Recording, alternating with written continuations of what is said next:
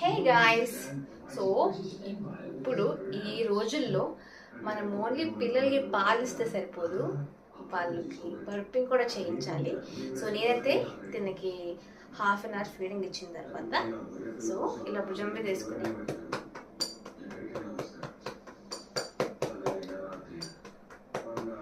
ఇలా ఒక 10 to 15 minutes ఇలా కొడితే అప్పుడు తేనికి వస్తుంది.